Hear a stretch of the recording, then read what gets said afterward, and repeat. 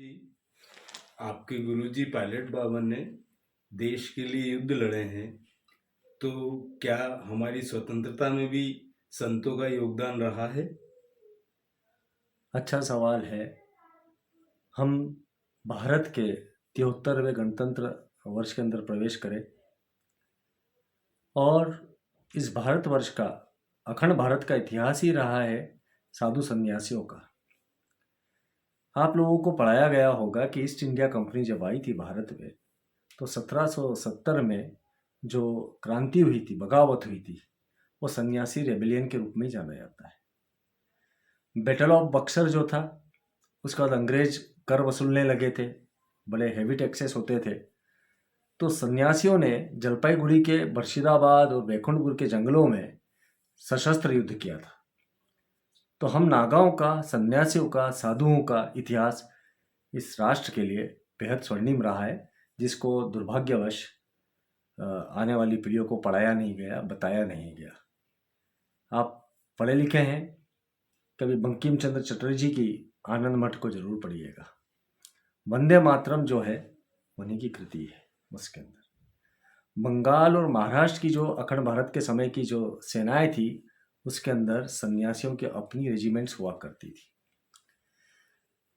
हमारे साथ के जो नागा हैं, उनका तो इतना जिसे कह सकते हैं घोर राष्ट्रभक्ति के उदाहरण मौजूद है इस राष्ट्र के अंदर, कि दशनामी जो संप्रदाय हैं उनमें अरण्य है, आश्रम है, भारती है, गुरी है, गिरी है, पुरी है, गोस्वामी है, सरस्वती है, सागर है, तीर्थ है, वन है। तो ऐसे अनेकानेक इनकी रेजिमेंट से या कह सकते हैं टुकड़ियां हैं। ब्रिटिश रूलर्स जितने थे, उन्होंने हम नागाओं के देश के देशाटन जो करते थे, विचरण करते थे, यात्राएं करते थे, उस पर बंदिश लगा दी थी।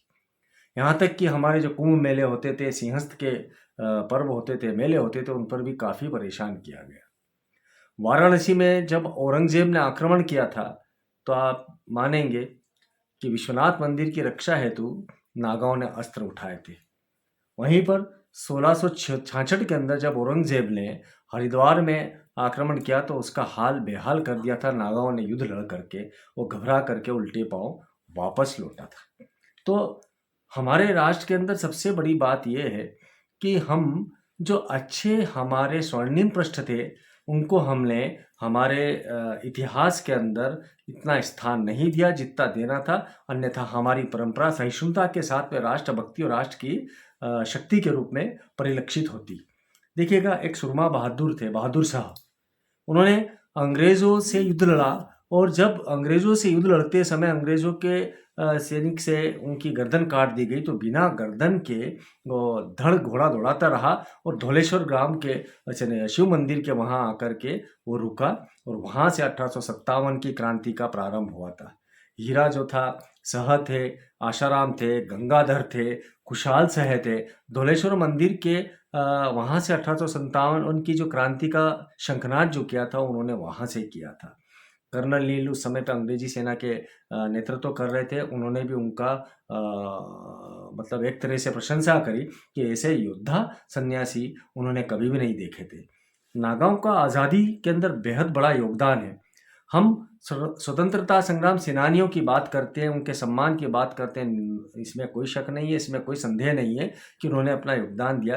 किंतु देखिएगा कि नागा एक जीता है, न यश के लिए जीता है, न श्री के लिए जीता है, न श्रेय के लिए जीता है। तो वो अपने भारतवर्ष की रक्षा के लिए नागाओं ने जो युद्ध लड़ा, वो इतना पराक्रम के साथ में था कि झांसी की रानी के साथ में जो सेनानी थे, उनमें बहुत सारे नागा साधु थे।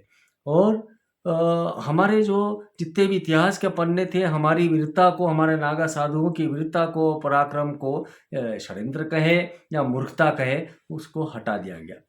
आपको याद होगा, गुरु गोविंद सिंह जी ने पंच प्यारे भी जो बनाए थे उनके, वो मलेच्छ आक्रांता, यवन आक्रांताओं के खिलाफ तैयार किए थे। एक हाथ में शस्त्र रखना, दूसरे हाथ में शास्त्र रखना, हम नागाओं का इतिहास है। धर्म और धरा की रक्षा के लिए अफगान आक्रमण में बेहद प्रबल जो युद्ध हुआ था, वो युद्ध भी नागाओं ने लड़ा था। इन्हीं नागाओं ने जोधपुर को बचाया था, नहीं तो जोधपुर भी उनके अधीनस्थ हो जाता। अहमद शाह अब्दाली दिल्ली मथुरा होते हुए गोकुल तक आ गया था। नागा सिर्फ 5,000 थे और हजारों सैनिकों से 40-50 हजार सैनिकों से वे लड़ गए। 2,000 नागा वीरगति को प्राप्त हुए। उनके सेनानी भी बहुत सारे वीरगति को प्राप्त हुए। आधे से ज़्यादा सेना उनकी खत्म कर दी और अब्दाली मैदान छोड़ करके, रणभूमि छोड़ करके भाग गया। दशनामी संगठन जो बना है वो हमारे सनातन संस्कृति के संरक्षण के लिए बना है। हम जितने महामंडलेश्वर हैं, हम जितने महंत हैं, हम जितने थानापति हैं, हमारी भी बिल्कुल वही सैन्य व्यवस्था है जिस प्रकार से एक सेना की व्यवस्था होती है। तो सबसे विचित्र बात यह है कि इस देश की आज़ादी के लिए, इस पूरे अखंड भारत की अखंडता के लिए आज भी जो युद्ध लड़ रहा है तो वो साधु लड़ रहा है, सन्यासी लड़ रहा है। उसको उचित इस राष्ट्र ने अभी सम्मान देना बाकी है। दयानंद सरस्वती को आप लोगों ने देखा है, स्वामी श्रद्धानंद को देखा है, स्वामी विवेकानंद को देखा है, महर्षि अरविंद को देखा है, स्वामी सहजानंद सरस्वती को देखा है। अनेकानेक गौरवशाली हमारे इतिहास के ये नायक रहे हैं जो हमारे संत साधु रहे हैं। मैं उनको नमन करता हूँ और ये आपके माध्यम से ये भी कहना चाहूँगा कि किसी भी हालत में हमारी राष्ट्र की अस्मिता के अंदर जो सन्यासियों का योगदान है उसको कोई मजाक न समझे। उन्होंने भी अपने प्राण त्यागे हैं और इसी बात का गौरव हम सबको रहना चाहिए, हमारे आने वाली पीढ़ियों को बताना चाहिए। जी, और कोई सवाल?